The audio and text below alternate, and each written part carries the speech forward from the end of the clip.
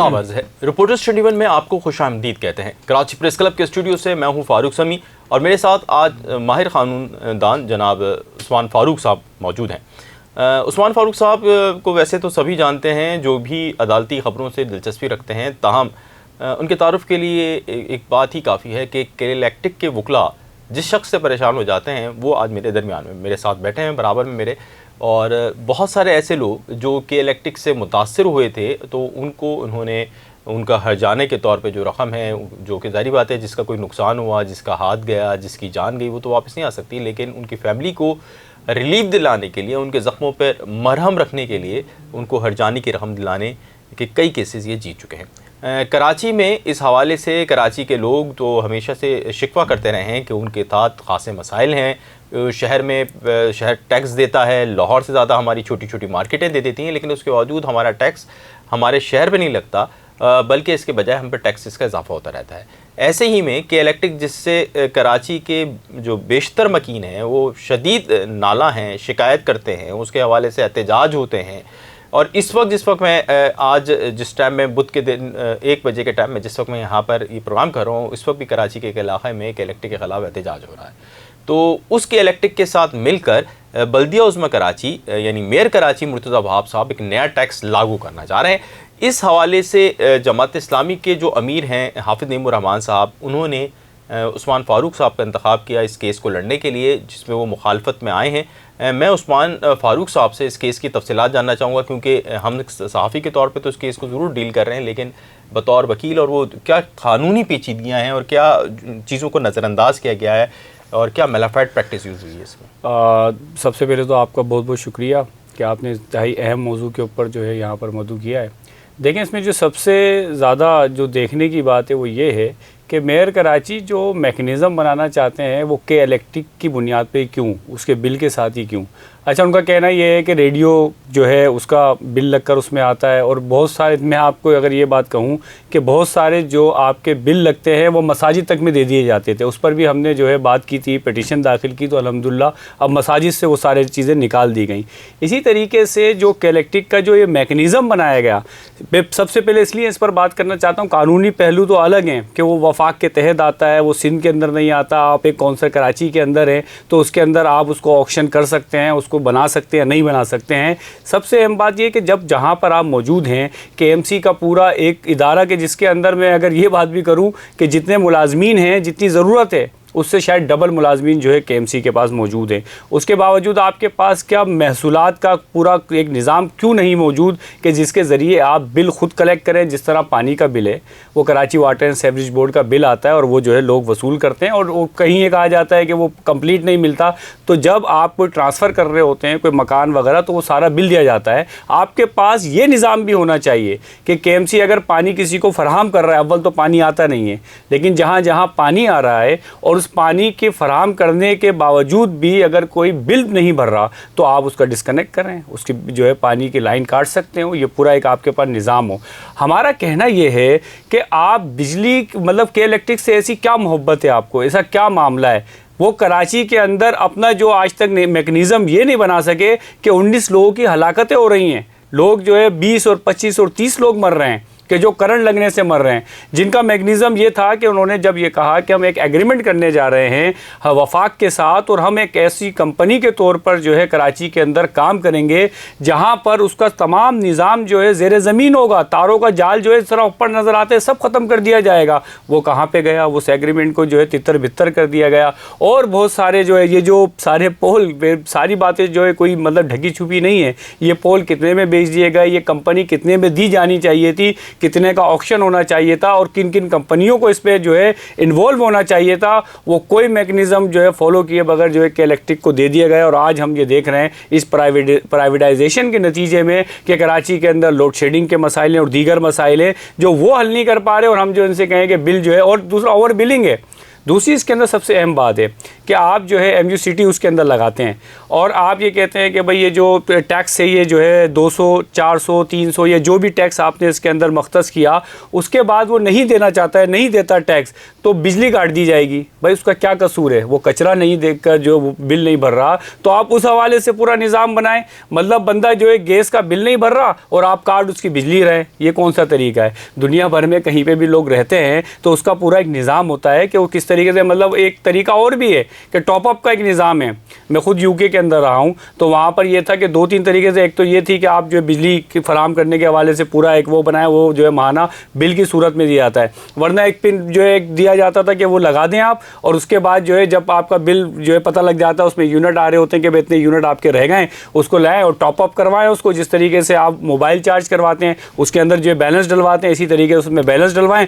दोबारा लगाएं और वो जो है बिजली आपकी चलती रहेगी। और आपने सिर्फ के इलेक्ट्रिक ही को क्यों पसंद किया हुआ है? यानी इसमें कौन से हीरे जवाहिरात लगे हुए हैं कि एक ही कंपनी आपको पसंद आती है? तो हमको ये लगता है, और मेरा मतलब जो अगर ये इंटेंशन या उनके हवाले से अगर कोई मैं बात कर रहा हूँ कि ऐसी कोई बात ज़रूर है जो इसके पास जो पोशीदा है, और बल्कि मैं आप कह रहे हैं कि मुबैना तौर पे किसी ऐसी बात की पर्दादारी है कि इतना उसको बेनिफिट दिया जा रहा है क्योंकि अगर हम उसको KMC का भी अगर हम दे देंगे टैक्स लेने का अख्तियार,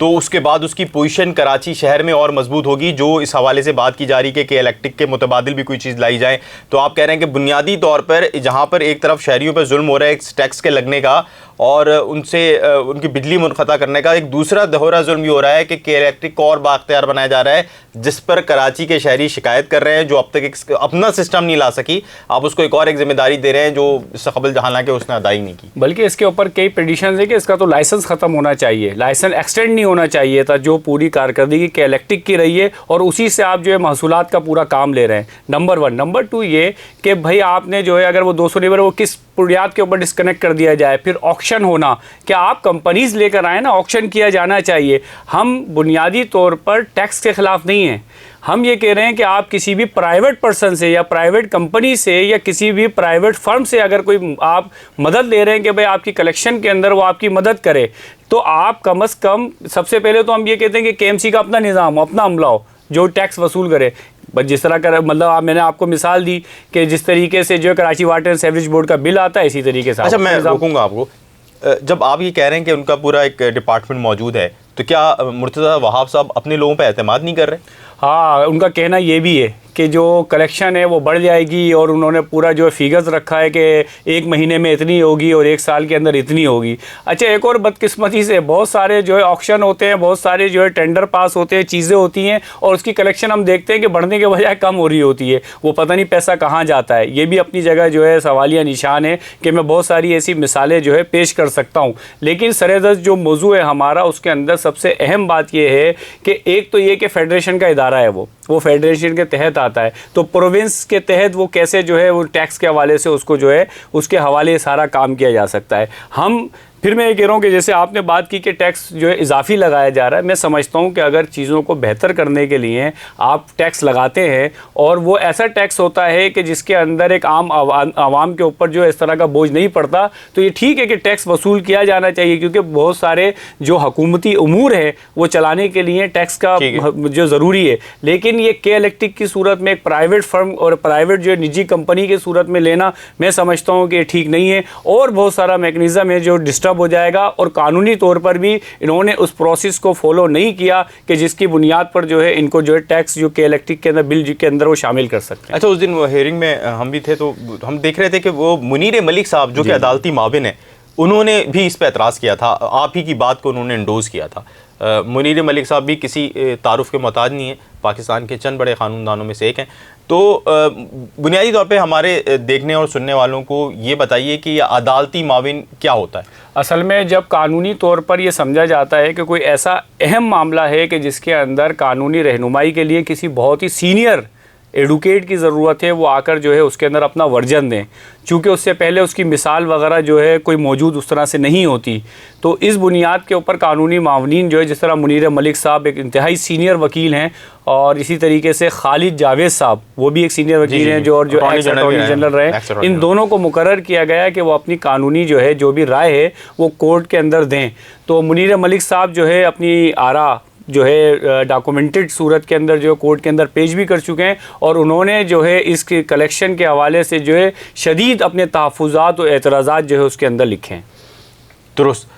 तो जनाब ये थे उस्मान फ़ारूक साहब, और आज उस्मान फ़ारूक साहब को जो मैंने आखिरी व्लॉग किया था जिसमें मोहम्मद वकास ने मुझे ये कहा भी था कि ये एक अच्छा आपने उस पर किया है, तो मैंने उस वक्त भी कहा था व्लॉग में कि जनाब इस हवाले से मैं एक अलहदा से प्रोग्राम करूँगा, इसकी टेक्निकलिटीज़ या इसकी जो क़ानूनी मामलात हैं उसके ऊपर हम भी बात करेंगे, और उस चेहरे को भी सामने लाएंगे जो उसकी मुखालफत में अदालत के अंदर मौजूद है। कराची के शहरियों का मुकदमा अपना लड़ रहा है, उसमें मैंने क्रेडिट दिया था हाफिज़ नईमुर रहमान साहब को भी, क्योंकि एक बड़ी अच्छी बात है कि कोई इस तरह की बात कर रहा है। ये बिल्कुल जायज़ नहीं है कि आपको, अगर आप किसी चीज़ का टैक्स नहीं दे रहे हैं तो आपकी पूरी बिजली बंद कर दी जाए, आपकी बुनियादी ज़रूरियात से आपको महरूम कर दिया जाए। ये यकीनी तौर पर कराची की जो लोग हैं उनको पसंद नहीं आया है और उसको पसंद नहीं किया जा रहा है। कराची की हवाले से अगर बात करें